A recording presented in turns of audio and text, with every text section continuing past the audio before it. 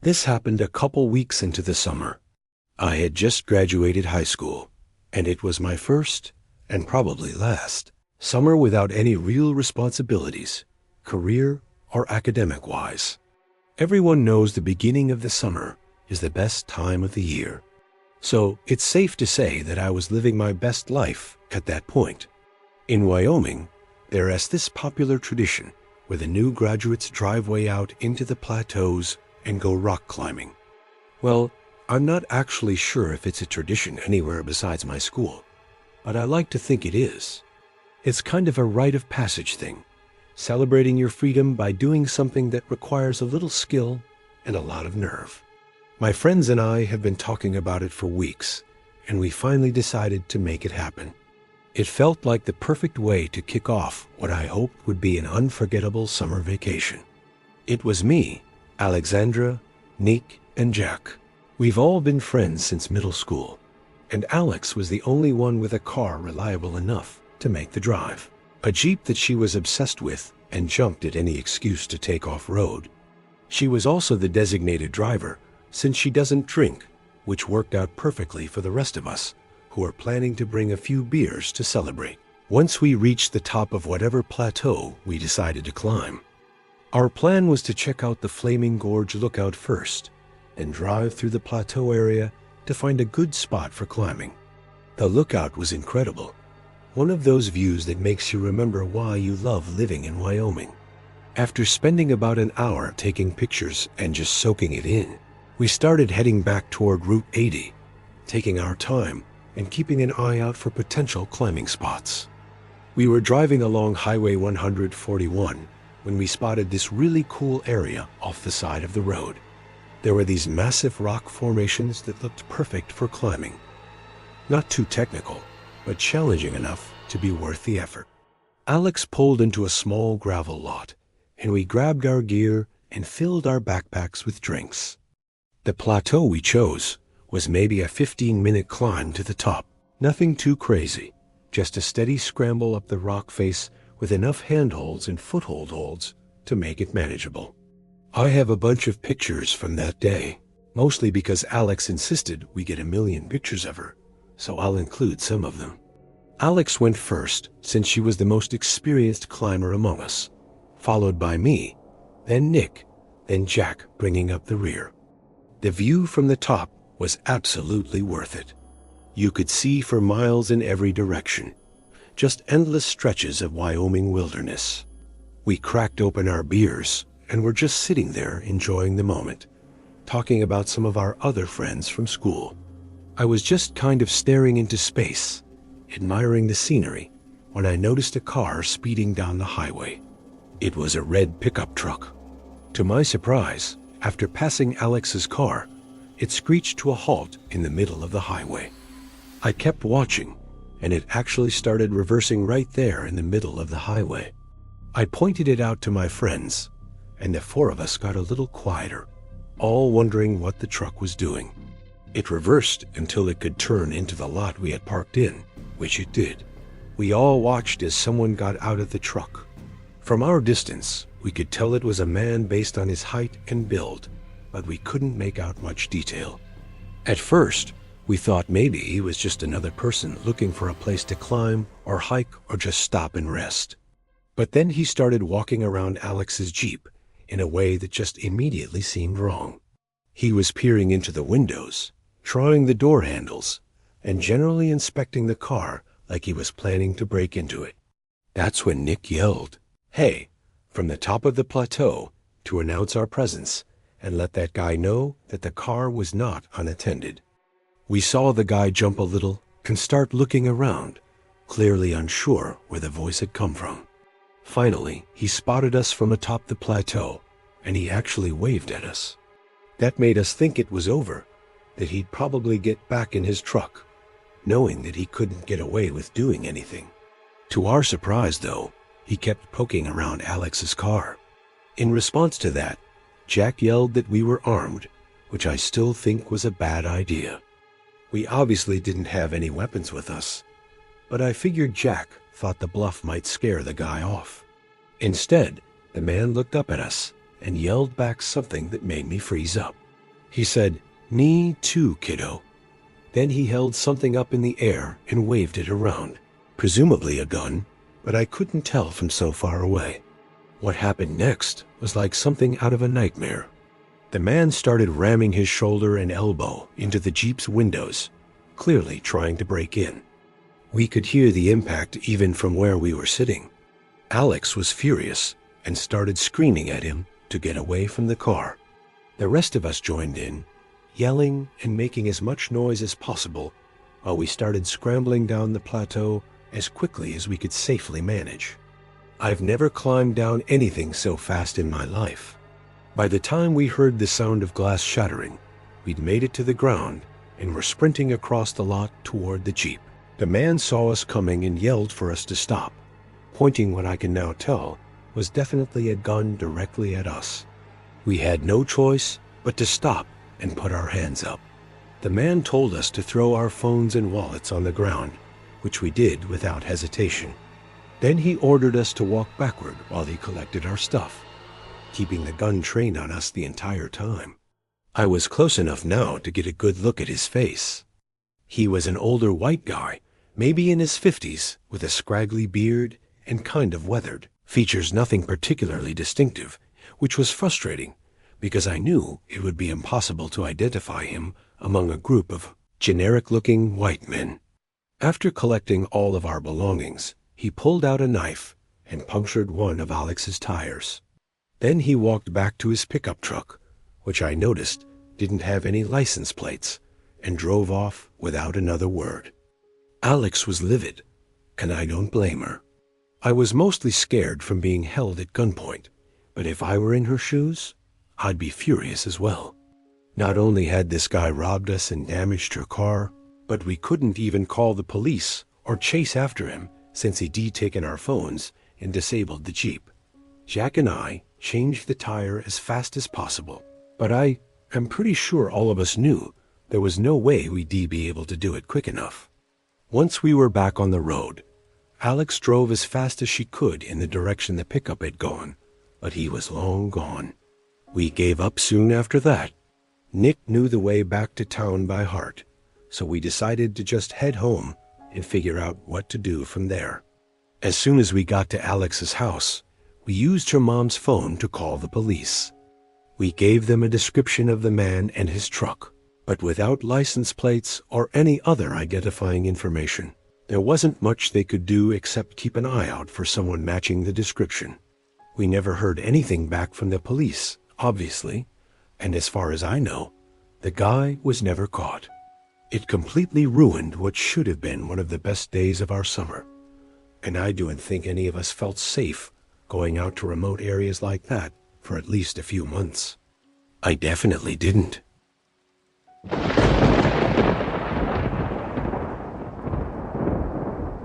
My name is Sophia. This happened 3 years ago when I was 19. My older brother Luke had just graduated from college in California, and the two of us were driving cross-country back home to New Jersey. Since he'd been living out there for 4 years, he had accumulated a whole apartment's worth of stuff. Furniture, electronics, books, everything. And there was no way he could fly back with all of it. But that wasn't the main reason we were doing it. I mean, cross-country road trip? Sign me up for that any day of the week. I considered it a summer vacation, better even. We could have taken the direct route through Nevada and Colorado, but Luke wanted to see more of the country he'd been studying about, and I had never been to places like Zion or the Grand Canyon either, so we decided to take the scenic route along the southern edge. Luke insisted on renting a U-Haul instead of just shipping everything or selling it and starting fresh back home. Honestly, I think he was also trying to save money wherever he could, like a typical fresh college graduate. The U-Haul wasn't huge, but it was big enough that I felt like we were driving a small moving truck across the country. Before we left, both our parents and pretty much every travel forum we looked at had the same warning. Be careful in New Mexico.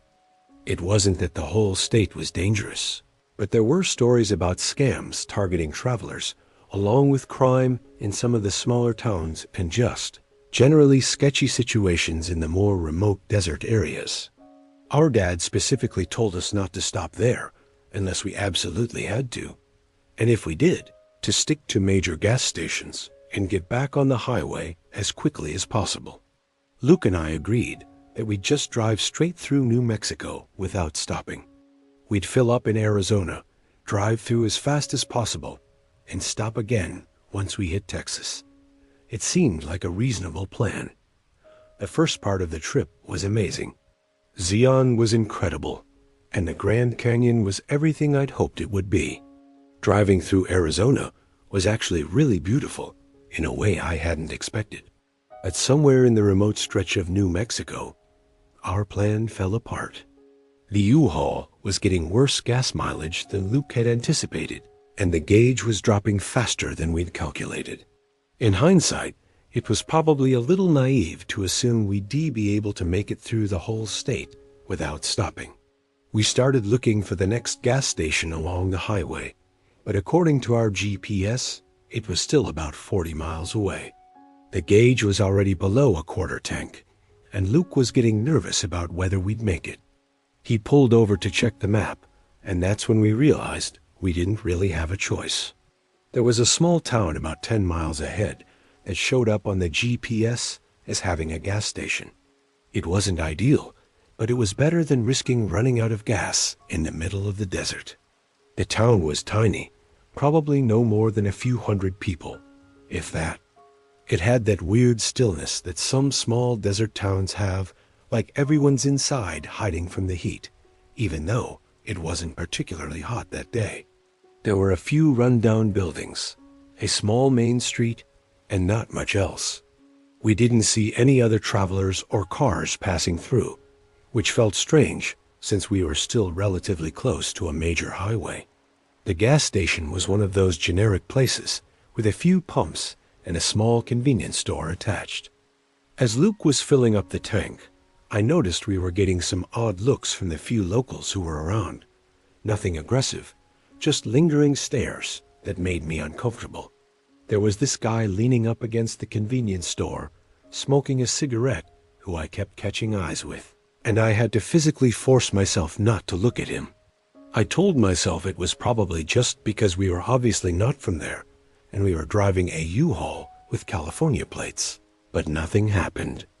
After Luke finished fueling up, I tried to navigate us back to the highway.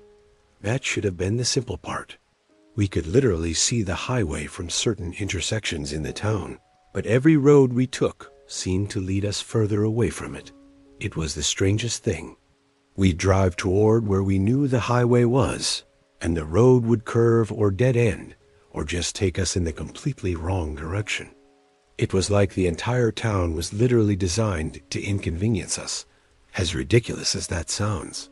And before you ask why we weren't using the GPS, well, we were, or at least we were trying to, but it wasn't helping. It was clear that Google hadn't updated that location in ages, because the map kept routing us to roads that didn't exist anymore, or were inaccessible entirely. And on top of all that, the signal was practically non-existent out there. So it would go through cycles of brief connection, followed by nothingness for minutes on end. We ended up driving around the same few blocks multiple times, and I was getting increasingly anxious. Luke was trying to stay calm, but I could tell he was frustrated too. It started feeling more and more unnatural, like there was something uninviting about that place that we were supposed to have stayed away from. I can't describe it, but that feeling of literally seeing the highway, but never being able to actually reach it, was just so bizarre and deeply unsettling. After another 20 minutes of driving in circles, Luke decided to go back to the gas station and just ask for directions the old-fashioned way. I begged him not to, but he practically yelled at me, saying we were literally trapped in the one place we were told to stay away from. I could tell he was pretty freaked out at that point, so I just kept my mouth shut. After returning to the gas station, he went inside while I waited in the van. When he came out, he had this worried expression on his face. He got in and said the guy working there had given him directions, but they seemed unnecessarily complicated. According to the clerk, we needed to drive 17 miles in the opposite direction from the highway, through some desert back roads to eventually loop back to an on-ramp. I stared at him like he had lost his mind. In what world would we need to drive 17 miles in the wrong direction when we could see the highway from where we were sitting? I asked Luke what the guy was like, and he said he seemed friendly enough, but there was something off about how confident he was about the directions, like he was trying really hard to convince Luke that this roundabout route was the only way. Luke also mentioned that the clerk had been asking a lot of questions about where we were going and how long we would be traveling. Before I could even say it, Luke was like, "I don't trust it whatsoever. We need to get the hell out of here."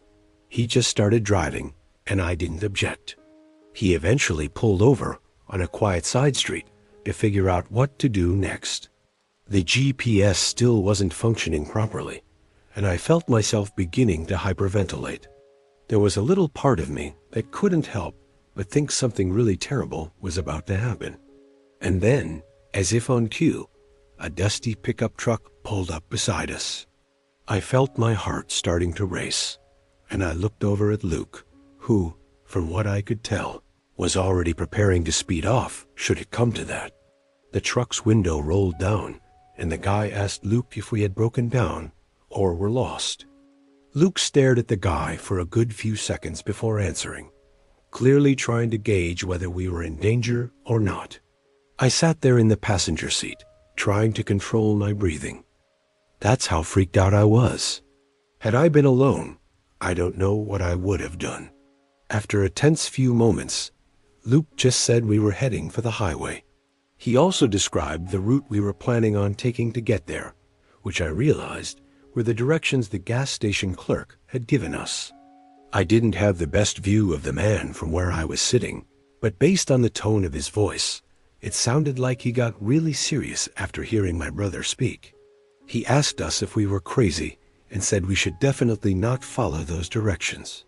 He went on to say that the route my brother had described would take us toward a really desolate area that was suspected to be a drug-running hotspot. Instead, he gave us alternate directions, then said it was a miracle we hadn't been robbed already, considering how clueless we were and how badly we stuck out, driving a U-Haul and all. Then, before we could even thank him, he drove off. Neither Luke nor I said anything after that. Luke just started driving, following the man's directions. Sure enough, about a mile outside of town, there was this gravel road that was easy to miss if you weren't looking for it. It was the least intuitive, most convoluted highway entrance I'd ever seen. But after following the road for a good while, it did actually get us back onto the highway, and that was that. Luke and I talked a little bit about the whole thing, but I don't think either of us wanted to harp on it too much. We obviously laugh about it now, and our whole family knows the story and asks us to tell it every so often, but at the time, it was the most unsettling thing that's ever happened to us. I'll never forget that indescribable feeling of being there. It was like this mix of dread and anticipation and anxiety blended into one. My brother described it as a kind of breathless limbo where you're not quite suffocating, but you can feel it coming. I never want to experience that again.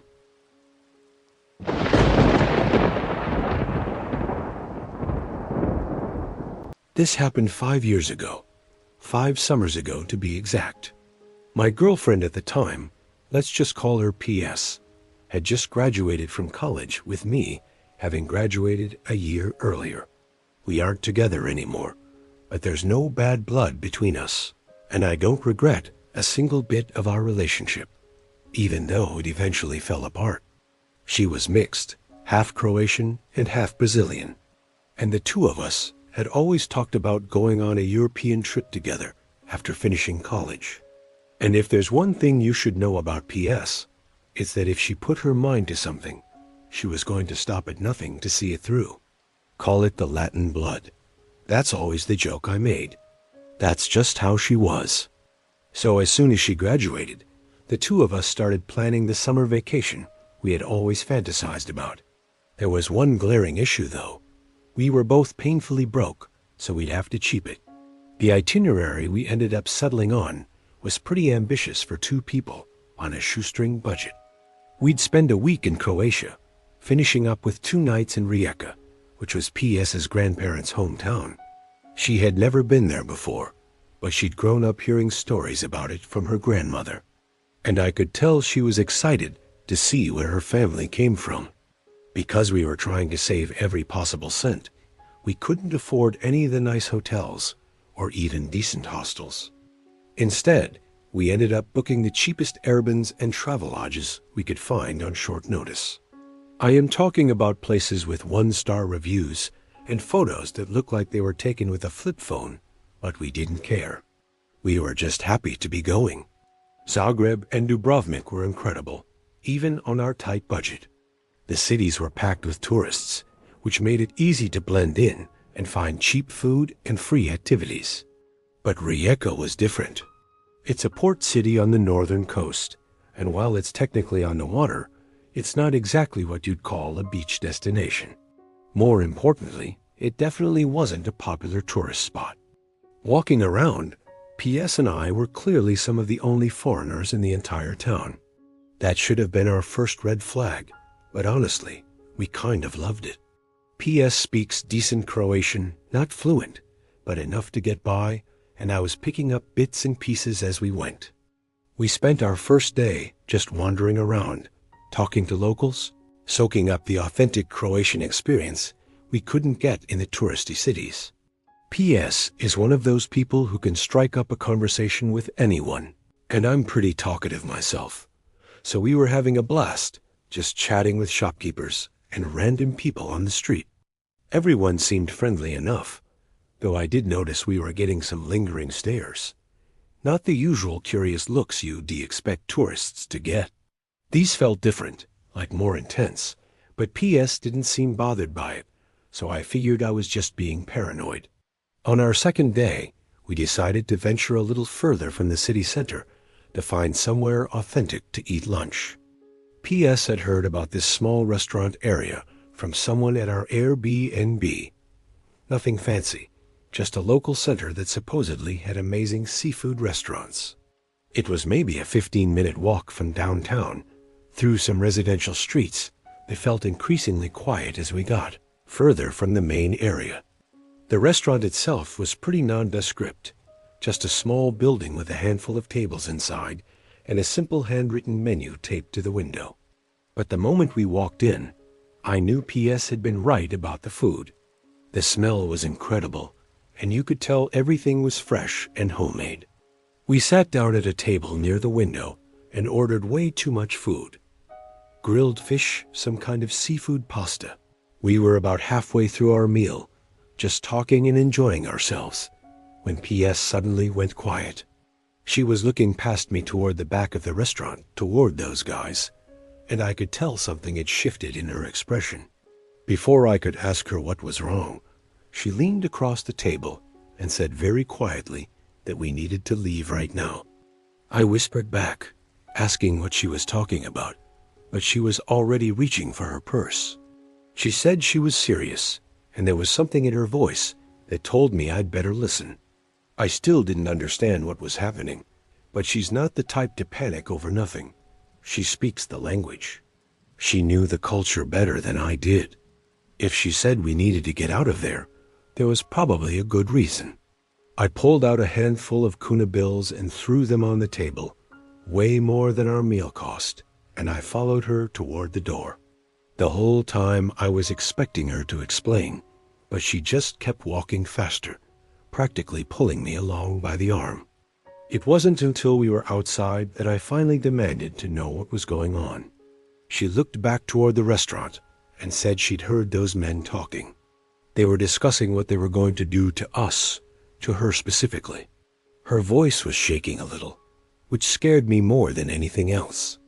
She said she heard them say they'd separate us first, and some guy named Luca would know what to do, whoever that was. She said some other things that I don't want to repeat, but the message was crystal clear. We needed to get back to the main part of the town ASAP. I told her they might have been joking, but she shook her head and said they weren't talking about things they wanted to do, but things they were going to do. She told me she got the impression that what they were discussing was routine as opposed to fantasy. I believed her. That's when I made the mistake of looking back toward the restaurant. All 5 men were standing outside now, and they were definitely watching us, not even trying to be subtle about it. The moment they saw me looking, they started walking in our direction. I grabbed her hand and told her they were following us. Without another word, we both started running, not jogging, not walking fast, full-on sprinting back toward the city center. The problem was we were a lot further from downtown than I'd realized, and the streets between us and safety were mostly empty residential blocks. I could hear footsteps behind us, and when I glanced back, all 5 men were chasing us now. They weren't even pretending anymore. They were just straight up pursuing us through the streets. It was downright terrifying. Pease was in better shape than me, but I somehow managed to keep up, probably because of adrenaline. We ran for what felt like forever, turning down random streets, hoping we were going in the right direction. Finally, after maybe 10 minutes of the most intense running of my life, we started seeing other people on the sidewalks and hearing traffic. The men stopped chasing us as soon as we hit the busy area. I looked back one more time and saw them just standing there, maybe 2 blocks behind us, watching us, but not coming any closer. It was like they knew they could undo whatever they'd been planning once there were witnesses around. We were both completely out of breath and shaking from adrenaline. She was crying a little, though she was trying to hide it. I'd never seen her that scared before, and it made the whole thing feel even more real. We found a cafe in the main square and sat down, trying to process what had just happened. That's when this older Croatian guy at the table next to us, who must have overheard us talking in English, leaned over and asked if we were okay. When we explained what had happened, he just shook his head and called us idiots, not in a mean way, but like he couldn't believe how naive we'd been. He said tourists shouldn't wander around alone in that part of the city, especially not obvious foreigners like us. Then P.S. described the restaurant we'd been to, and the guy's expression got even more serious. What he told us literally made me dizzy. He said we'd basically walked into a known hangout for local criminals, that the place was connected to some kind of organized crime group that operated in the area. He seemed genuinely concerned for us, like we'd narrowly avoided something really bad. I mentioned something about notifying local authorities, and he just laughed, but he didn't elaborate further. Then he paid for his coffee and promptly left the cafe. P.S. and I didn't linger much longer. We got up after catching our breath and headed straight back to our Airbnb. The rest of our trip was basically ruined. We were too spooked to leave our room except to grab food from places right in the city center. We spent our last day just sitting inside, watching TV on my laptop and counting down the hours until our flight. Looking back, I am incredibly grateful that P.S. had the presence of mind to get us out of there when she did. If she hadn't understood what those men were saying, or if she'd hesitated even a little bit, I don't know what would have happened to us. It's one of those experiences that makes you realize how quickly a normal day can turn into something genuinely dangerous, especially when you're in an unfamiliar place where you don't fully understand the local dynamics. I honestly still feel pretty stupid for being so casual in a foreign country. I know that's one of the most dangerous things you can do, especially if you look nothing like a local. We didn't talk much about the incident after we got home, but I know it affected both of us. P.S. had always been fearless about traveling and exploring new places, but I think that day in Rijeka changed something for her, because it certainly did for me.